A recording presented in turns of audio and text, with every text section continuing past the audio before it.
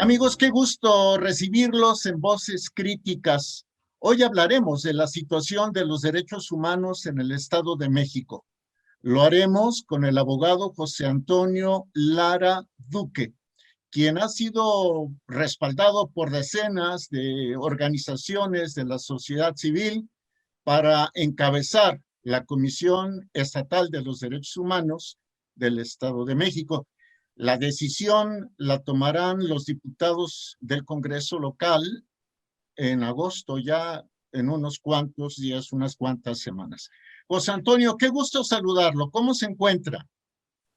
Muy bien, y muchas gracias de poder estar aquí en tu espacio, Jorge, y con el gusto de saludarte. Muchísimas gracias. ¿Por qué querer presidir la Comisión de Derechos Humanos del Estado de México? ¿Cuál es ese motivo fundamental, poderoso, que ha llevado a José Antonio a buscar este cargo? Pues, Jorge, mira, más allá de presidir la comisión estatal, el objetivo central es defender, proteger los derechos humanos, particularmente de los grupos vulnerables. En el Estado de México, desafortunadamente, los derechos humanos es aún una materia árida, es algo que no se vive de forma cotidiana. Y sin duda alguna, la Comisión Estatal de Derechos Humanos representa un instrumento necesario, oportuno, para fortalecer esa defensa de por sí tan necesitada de pueblos, comunidades, organizaciones y personas que en lo individual, de forma cotidiana, viven una sistemática vulneración a sus derechos, Jorge. José Antonio, bueno, pero siendo la Comisión Estatal de Derechos Humanos un organismo tan grande, tenemos entendido que laboran en ella más de 500 personas, ¿por qué no logra su cometido? Yo creería, Jorge, que responde a dos explicaciones. Uno, hay una suerte de desinterés, de negligencia, de falta de vocación para la defensa de los derechos humanos en el Estado. Desafortunadamente hemos advertido que buena parte de la estructura que forma la Comisión Estatal de Derechos Humanos acá en el Estado de México adolece de una formación seria en esta materia. Y por otro lado, Jorge, el gran problema, que no solo la Comisión Estatal, tengo que decirlo, sino el grueso de las comisiones locales en nuestro país, desafortunadamente han sido vistas siempre como instituciones que deben de estar al servicio de los gobernantes en turno. Luego entonces, aunado a la falta de capacitación, de formación que ya te mencioné, tenemos comisiones cuyas cabezas, cuyas titulares suelen ser cercanos a los gobernantes. Y eso evidentemente es en demérito de la capacidad de estas comisiones de convertirse en lo que están llamadas a ser, organismos de defensa de los pueblos, en aras de proteger la imagen, de mantener una visión de los gobernantes que no corresponde a la realidad. Y esta complicidad que suele pasar en estas comisiones es lo que hemos tenido hoy en nuestra comisión del Estado de México. Solo como dato, Jorge, del tamaño de esta complicidad de que te estoy hablando, puedo plantearte que el actual titular tiene serios señalamientos de haber participado en la estafa maestra, que como en el conocimiento público en este país, fue un mecanismo en el que el gobierno de Peña Nieto ejerció desvíos indebidos de recursos a través de universidades públicas para fundamentalmente fortalecer financieramente las campañas del Partido Revolucionario Institucional. Nuestro actual titular está, lamentablemente, lo tengo que decir así, implicado, señalado en su participación en este desvío de recursos, y pues podremos entender con este botón de muestra que hay una suerte de cercanía con quien gobierna hacia quien le ayudó en términos financieros a fortalecer estas campañas político-electorales, ¿no? Entonces, cerraría esta idea de la siguiente forma, Jorge. Es necesario, desde nuestro punto de vista, que sean las personas defensoras de derechos humanos quienes de forma cotidiana están protegiendo la dignidad humana, quienes lleguen a estas instituciones para darles una reconducción cercana a la sociedad y no para meramente mantener una suerte de complicidad con quienes detentan el poder. ¿Cuántos años lleva José Antonio Lara Duque involucrado en la defensa de los derechos humanos desde la sociedad civil?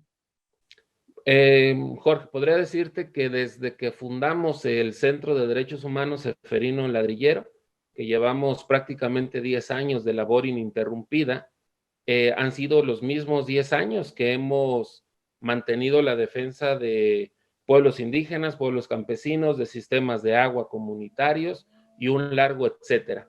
Pero además de estos 10 años, desde prácticamente el año 2000, hemos estado involucrados en la defensa de distintos derechos, sobre todo en las colonias populares, porque en los pueblos originarios, con ejercicios desde alfabetización hasta lo que nosotros denominamos, justamente, viene ad hoc con el Día del Abogado, con lo que denominamos primeros auxilios jurídicos, una suerte de elementos técnicos legales para que las comunidades, las personas de estos sectores vulnerables tuvieran herramientas básicas de defensa de los derechos y de la dignidad. José Antonio, ¿cuáles son las prioridades? ¿Cuáles son los qués y los cómo que aplicarías como presidente de la Comisión Estatal de Derechos Humanos en el Estado de México? Claro, Jorge, mira, primero nosotros hemos identificado ejes fundamentales que deben de ser abordados para la defensa de los derechos humanos en esta entidad. Tendría que decirte que por un lado tendríamos la necesidad de abordar las sistemáticas violaciones que ocurren en materia de derechos de primera generación o de derechos civiles y políticos, y que tendría que decirte que nosotros hemos identificado particularmente un ataque sistemático al derecho a la integridad personal. Y para ser más preciso, Jorge, hay una práctica increíble de la tortura en esta entidad. Prácticamente el 90% de las personas detenidas, Jorge, y te estoy hablando de datos del propio relator de la tortura de las Naciones Unidas, prácticamente el 90% de las personas detenidas son torturadas. Eso es una realidad que debe de ser combatida. En otro espectro en otra agenda, aún en este vértice de los derechos humanos, Jorge, sin duda alguna tenemos que abordar la grave problemática de la violencia hacia la mujer y particularmente el feminicidio. Esta entidad, el Estado de México, Jorge, desgraciadamente es puntera en esta grave cifra. Tenemos en la entidad tenemos el municipio más peligroso para las mujeres de toda América, Jorge. De ese tamaño tenemos este problema. En otro orden de ideas, quisiera destacarte solo dos más. La necesidad, Jorge, de abordar desde las comunidades, desde los pueblos, una situación que empieza a convertirse en un foco rojo, que es el agua, Jorge. El derecho humano al agua, advertimos que se convertirá en una problemática gravísima de no ser atendido en el corto plazo.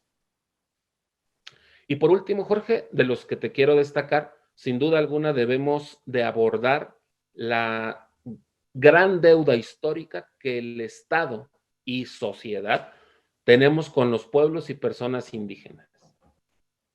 En nuestra entidad, a pesar de que el imaginario colectivo podríamos asumir que en el Estado de México no es un estado rico en pueblos indígenas, es una falacia, Jorge.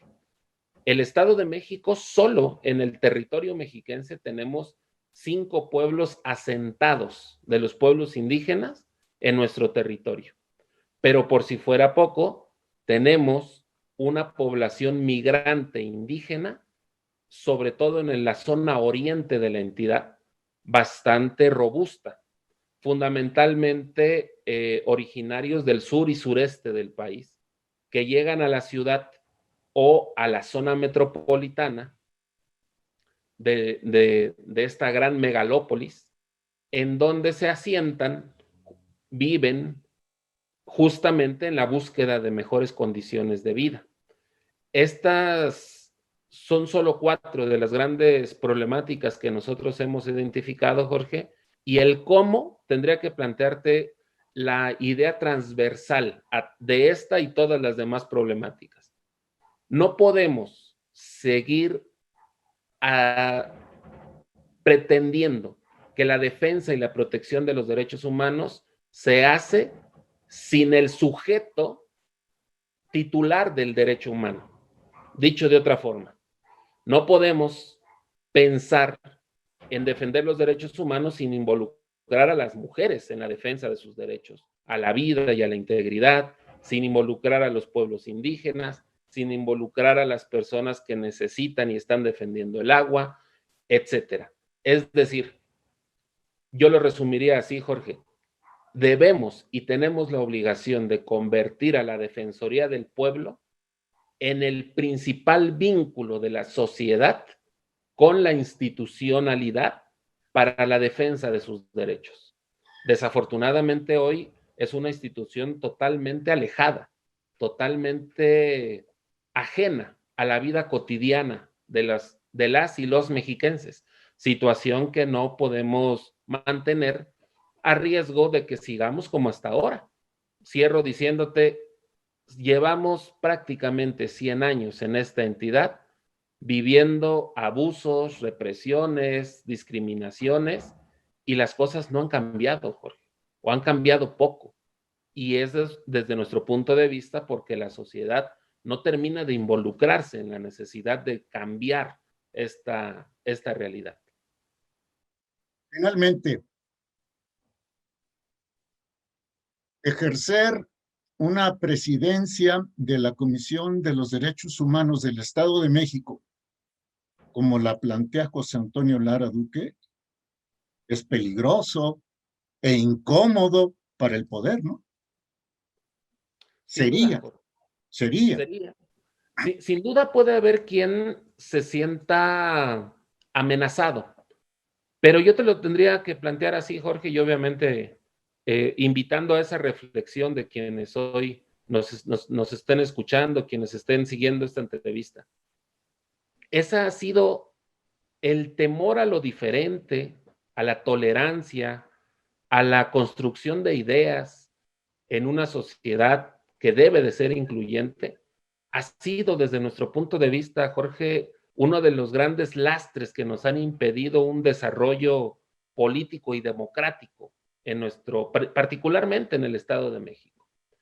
Y sin embargo, quienes detentan el poder, desde nuestro punto de vista, también deben de saber escuchar que paradójicamente la crítica, el señalar los problemas, el señalar las deficiencias, también tiene un objetivo de construcción, un objetivo de abordaje de la problemática.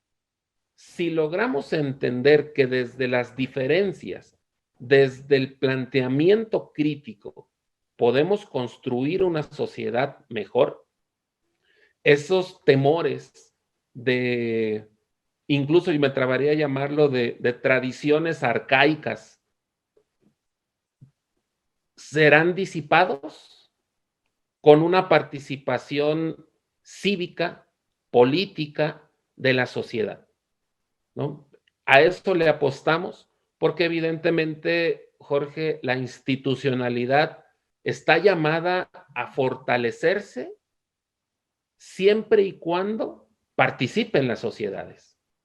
El sentido inverso, Jorge, y con esto cierro esta pregunta, seguir excluyendo a los diversos sectores de la sociedad solo genera conflictividad social, solo genera reclamos, solo reclama, incluso genera protesta. Veámoslo al revés. ¿Cómo buscamos los canales institucionales para que las legítimas exigencias de una sociedad sean incorporadas al debate público, a las políticas públicas, a lo legislativo y a todos, valga la expresión, a todas las vertientes que el Estado mexicano debe de atender ante una sociedad como la que vivimos, y particularmente en los grupos vulnerables, Jorge? Creo que como sociedad mexicana y mexiquense ya estamos fastidiados, cansados de que la pobreza extrema, la discriminación, el encarcelar a jóvenes solo por su color de piel, no nos podemos seguir permitiendo que eso siga ocurriendo, Jorge. Ese es el planteamiento que hago, obviamente asumiéndome, a fin de cuentas, portavoz de un sector de la sociedad que está planteando, cambiemos esto, y hay canales institucionales para lograrlo.